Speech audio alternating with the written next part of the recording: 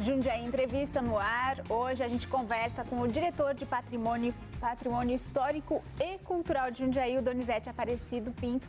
Donizete, obrigada pela presença, bem-vindo à TVE. Eu que agradeço o convite.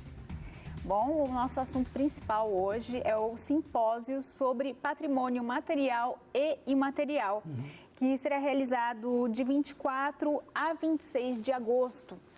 Esse simpósio, ele é desenvolvido, é organizado por qual setor? Vocês da Patrimônio, da diretoria? É uma ação da Secretaria de Cultura, né? Realizado pela Diretoria de Patrimônio Histórico. Então, esse ano nós realizamos o 4º simpósio. O tema do simpósio esse ano é o patrimônio, as várias dimensões do patrimônio, né? E vão ser começa no dia 24, né, termina no dia 26. É um simpósio aberto à população, né, qualquer cidadão pode participar. Nesse simpósio, né, nós vamos trabalhar com 7 eixos temáticos para a apresentação de trabalhos. A inscrição dos trabalhos ia até hoje, mas nós prorrogamos até o dia 19 a pedido de várias instituições de ensino, porque é início de semestre.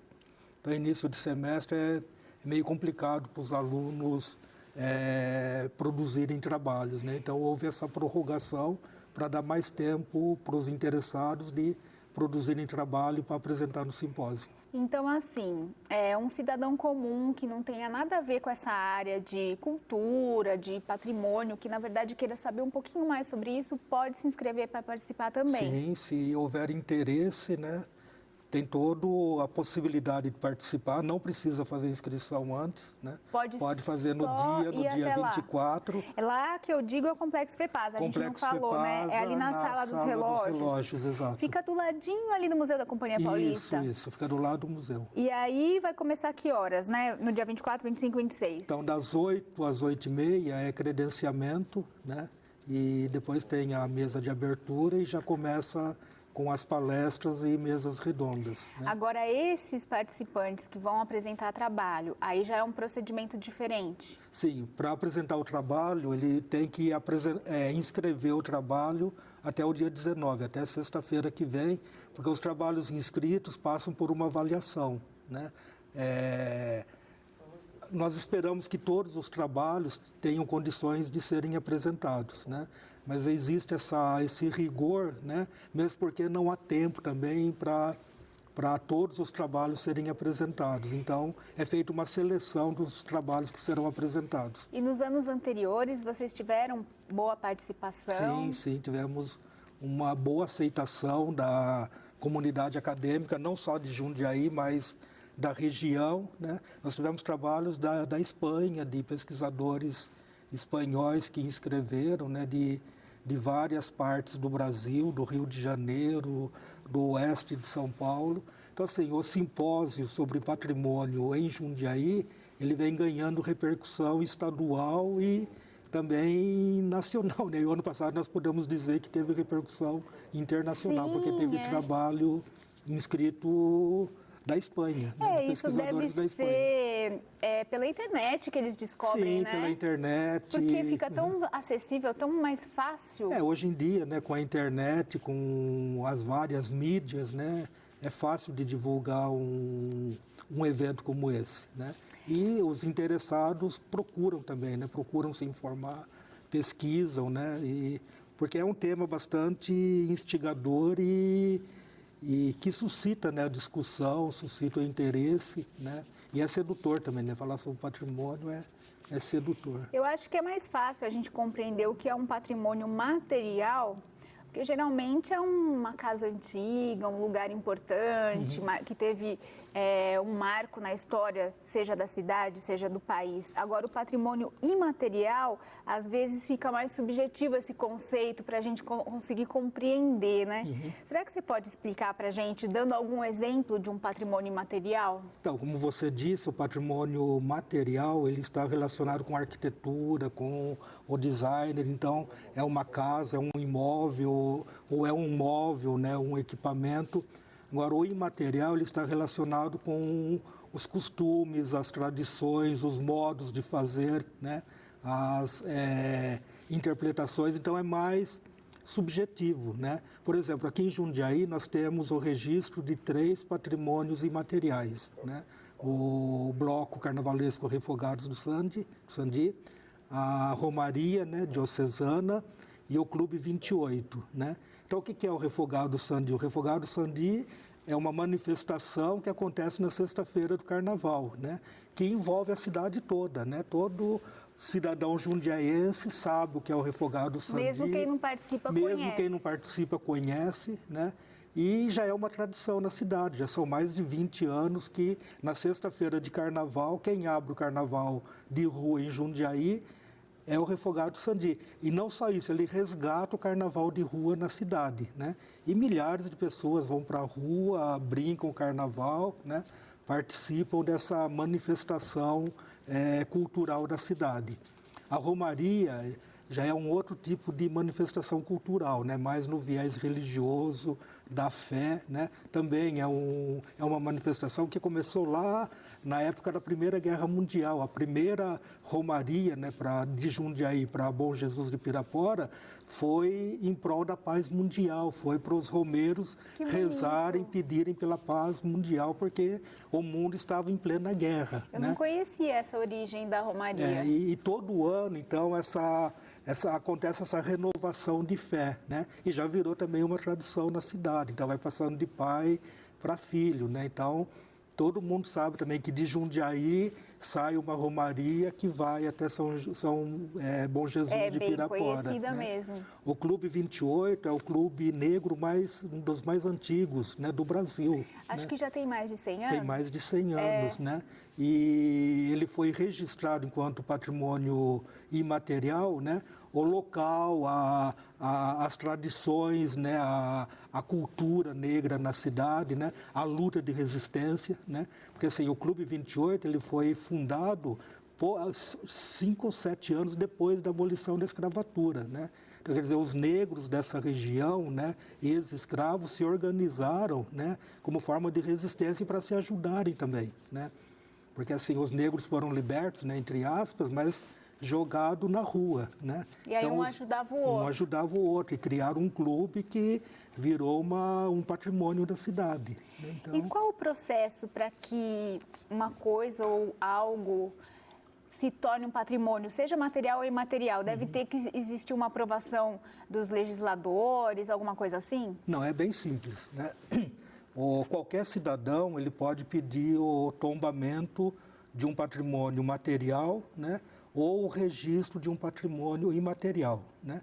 Para o patrimônio material é feito o tombamento, né? Para o patrimônio imaterial é feito o registro. E, então, qualquer cidadão pode pedir, né, tanto o registro quanto o tombamento. E esse pedido é feito, né, protocolado na prefeitura ou na diretoria de patrimônio, e depois é aberto um processo, né, e tem um conselho municipal, o COMPAC, né, que é o Conselho Municipal de Patrimônio Artístico e Cultural, que é composto por 19 pessoas, né, cidadãos de Jundiaí, que vão analisar esse pedido e ver se é pertinente ou não, se de fato aquele imóvel ou aquele bem, né, aquela tradição, de fato tem pertinência para ser tombado ou registrado. Então deve ter critérios. Sim, é aberto um né? processo de estudo, né? Inicialmente, né, o bem material ele é incluído no IPAC. O IPAC é o Inventário de Proteção do Patrimônio Artístico e Cultural, né? Essa inclusão no IPAC, ela implica em um tempo para se fazer esse estudo, né, para fazer essa avaliação.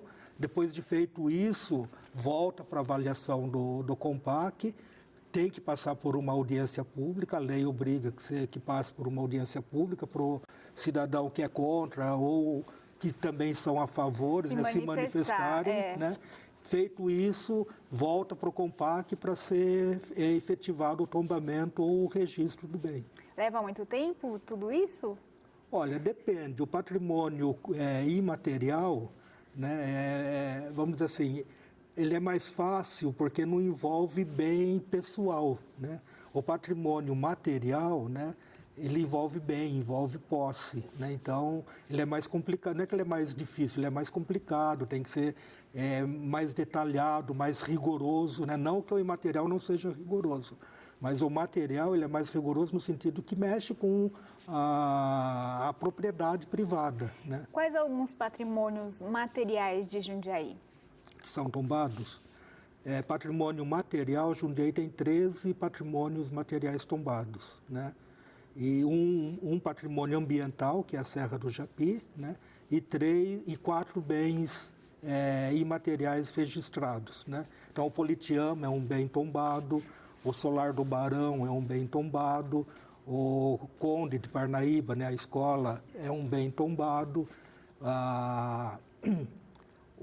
aqui a Pinacoteca, não, o prédio da Pinacoteca é um bem tombado. Então, são 13 bens tombados. E quando é tombado, você não pode mexer na estrutura daquele imóvel, falando no bem material? Existem alguns equívocos quanto a isso, né? Porque, principalmente com relação a imóvel particular, né? A bem particular, que acha que o tombamento vai prejudicar o imóvel ou que o governo, né, o poder público vai se apropriar daquele imóvel. Não, o imóvel continua sendo de quem é, né, só que com a característica de que ele passa a ser um patrimônio. Então, ele passa a exercer uma função social na cidade, né? Então, assim, o Politeama, por exemplo, ele é um bem tombado, né? Ele não pode ser descaracterizado, porque o Politeama, né, que foi tombado, o Politeama que existe, tem aquelas características. Se mudar a fachada do Politeama, se mudar a estrutura do Politeama, ele deixa de ser o Politeama, ele vai ser um outro imóvel que perdeu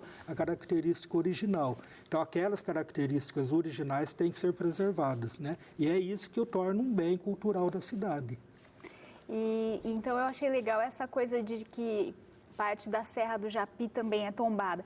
Quer dizer que plantas, natureza também pode ser tombada? Sim, a paisagem pode ser tombada, né? Por exemplo, a Serra do Japi é um bem ambiental de Jundiaí, da região, né?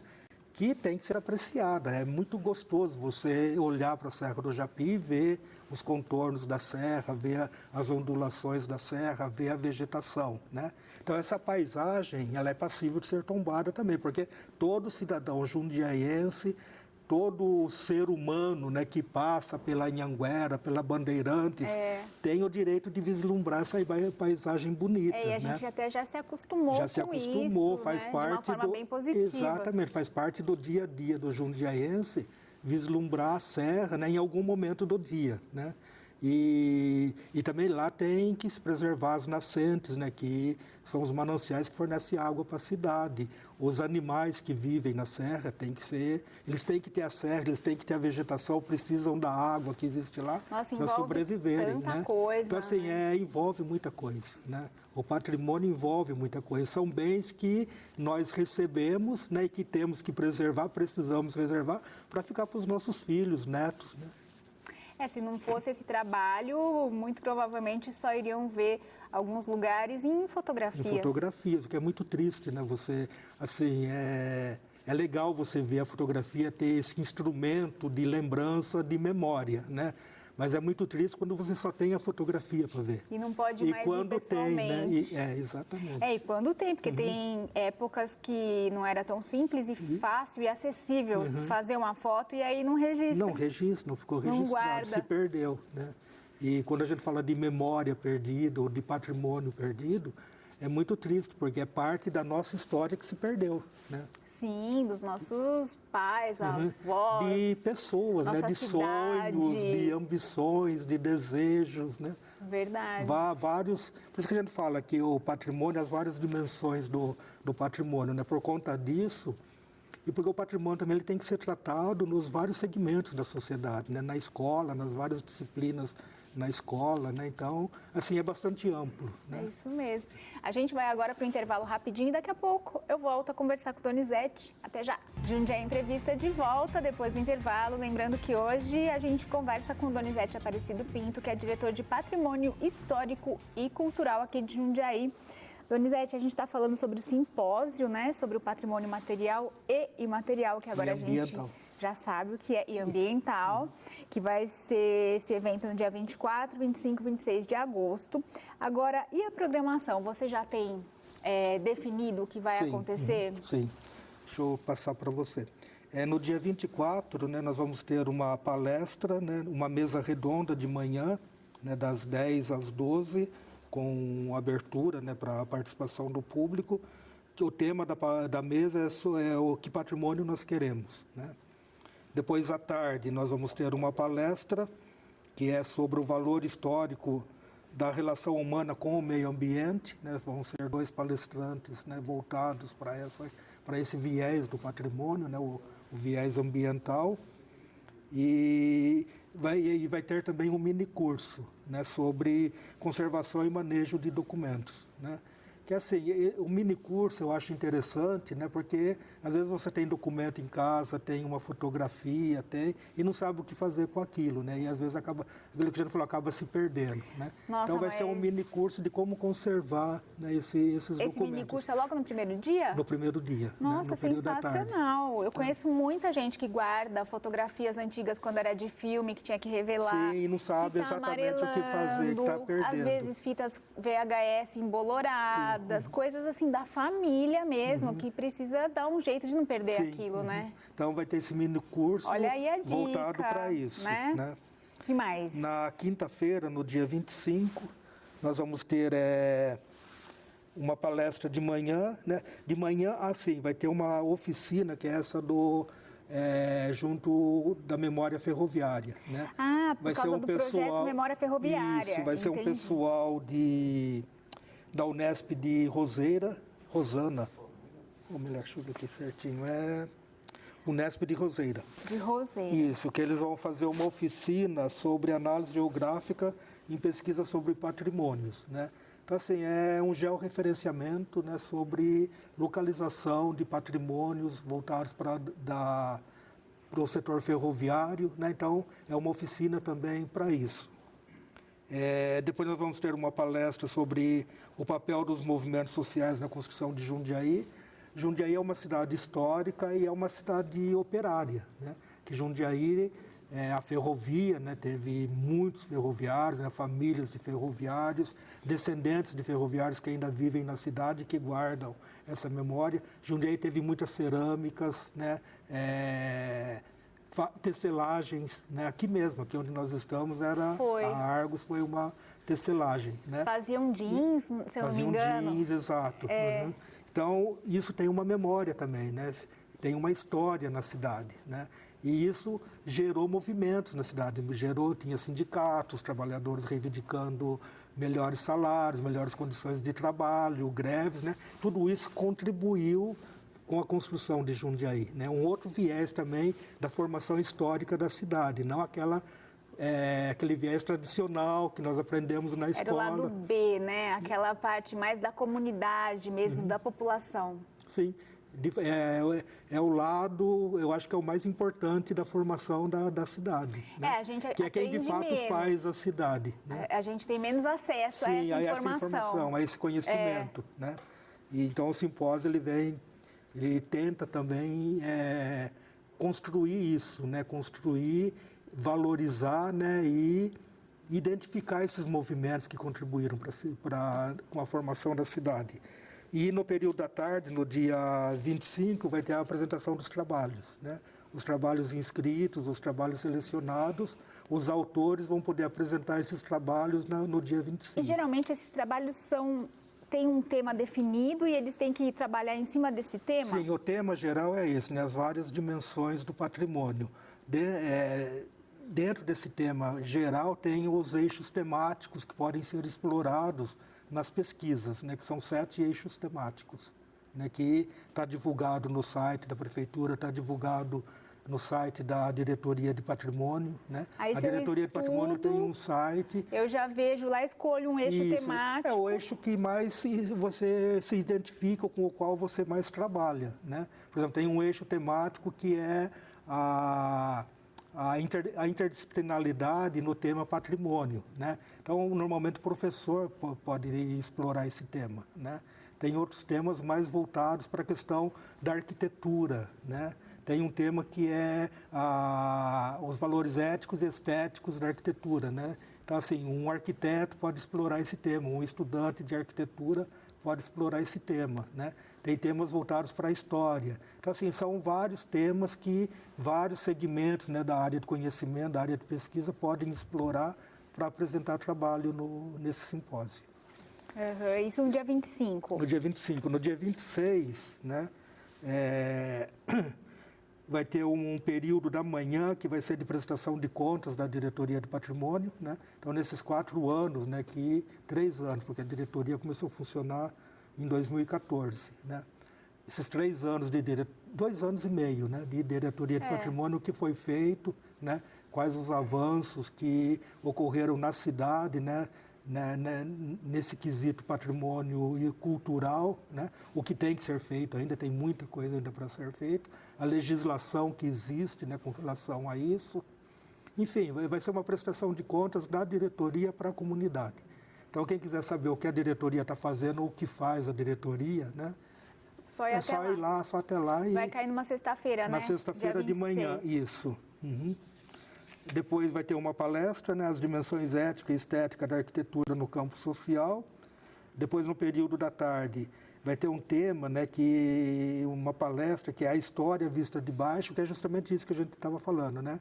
A história vista por quem faz a história, né? Então, a visão mesmo do cidadão mais simples, né, sobre a história.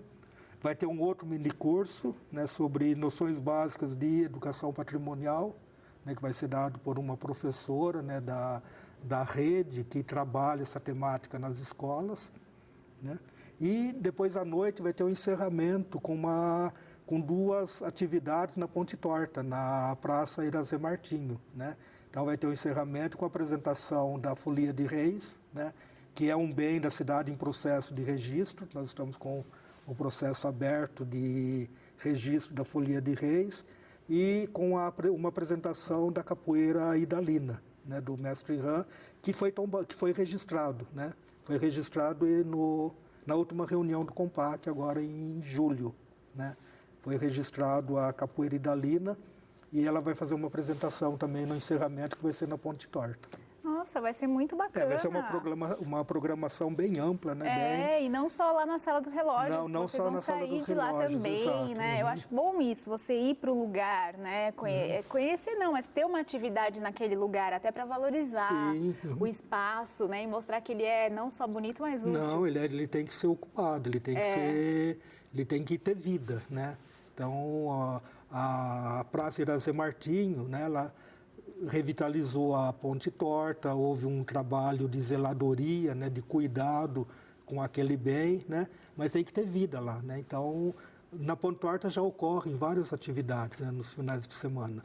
E nós escolhemos a Ponte Torta por essa simbologia mesmo que ela representa para a cidade, né? E essa questão de patrimônio, né? Aqui em Jundiaí, parece que as pessoas estão se conscientizando mais sobre isso, até porque as discussões, elas se tornaram mais públicas. Elas não são alguns fatos isolados. Vamos dar o exemplo da Casa Rosa, ali na Barão de Jundiaí. Foi para o jornal, virou capa de jornal, virou manchete, todo mundo ficou curioso e a sociedade se envolveu nisso. Então, você acredita que isso ajuda a esclarecer o que é patrimônio? Sim, sim. E não só ajuda a esclarecer, mas é a população se preocupando com o patrimônio, fazendo a praxis do patrimônio, né? Conhecendo o que é patrimônio e defendendo o seu patrimônio. A Casa Rosa é um exemplo clássico disso, né? A população jundiaiense, né, identifica a Casa Rosa como um bem da cidade, né, que tem e exerceu uma função social, exerce uma função social na cidade, se reconhece na Casa Rosa, né? Acho que 90% dos jundiaienses já ouviu falar da Casa Rosa, já tem, quando fala Casa Rosa já sabe onde que é na Barão de Jundiaí, subindo ali sentido centro, né? E a população se apropriou desse bem, embora seja um bem particular. É um caso como você estava falando, que às vezes o bem é particular e continua sendo. Continua sendo, né? A gente está tendo alguns problemas, né, com o proprietário, mas nada demais. Né, até já previsível, né? Sim, que haja. Assim como durante o processo lá de decisão do que ia acontecer, as pessoas se manifestaram, algumas a favor, outras contra. Outras inicialmente não sabiam muito bem o que se tratava, depois acabaram sabendo um pouco melhor. O interessante nesse processo, né, que nós procuramos fazer com que seja o mais democrático possível, né? Então, a audiência pública é para isso, né? É para quem, não, eu acho que não deve tombar, né? Vai lá e defende seu ponto de vista, né? Eu acho que sim, que deve tombar, vai lá e defende seu ponto de vista, né? Há como a população se manifestar a favor ou contra. Agora, se você só ficar falando dentro da sua casa e não for à audiência pública, sua opinião não vai valer de nada. Não vai valer nada. E não adianta reclamar depois, né? Porque tem muita gente que faz isso, né? Não participa dos fóruns de decisões, das instâncias de decisões, e depois fica criticando, fica se lamentando, ou fica instigando. Tem que ir, tem que participar, e não tem que ter vergonha de falar se é contra ou a favor. Nenhum, né? Porque são opiniões, né? Nós vivemos um momento no Brasil que a gente tem que primar pela democracia. Lógico, né? E quanto mais respeito pela opinião alheia, seja ela qual for, melhor. Sim. Para evitar, isso é um exercício confusões, problemas, brigas, às vezes até ficar um mal-estar naquela situação desnecessário. Sim. E esse simpósio ele vem para contribuir exatamente para isso, né? Vocês fazem todo ano e sempre com o objetivo de trazer mais gente para esse mundo. Para esse mundo, que é um mundo sedutor, né? Como eu já disse, é um mundo maravilhoso, porque você vai estar lidando com o sentimento das pessoas, né? Com as tradições, os costumes, né? Eu sempre pego o exemplo da romaria, né? Meu pai, eu sou de Limeira, né? Nasci em Limeira e vivi em Limeira até os 11 anos, né? Meu pai vinha de Limeira aqui, ele e outros amigos, para participar da romaria. Né, então, assim, eu tenho uma relação afetiva com a romaria de Jundiaí. Você se lembra deles arrumando as coisas, né? Saindo. Eles se organizando para vir para participar da romaria. São coisas que mexem com nossas memórias, nossos sentimentos. Nossos sentimentos. Então, um ótimo simpósio, espero que seja sensacional. Se eu tiver a oportunidade, vou dar uma passadinha lá. E a gente se fala, Donizete, que sempre tem novidade para vocês trazerem para nós aqui para a TVE. Muito obrigada pela sua participação. Eu que agradeço mais uma vez, né? E estamos sempre à disposição. Jundiaí Entrevista termina aqui. A gente volta semana que vem. Até lá.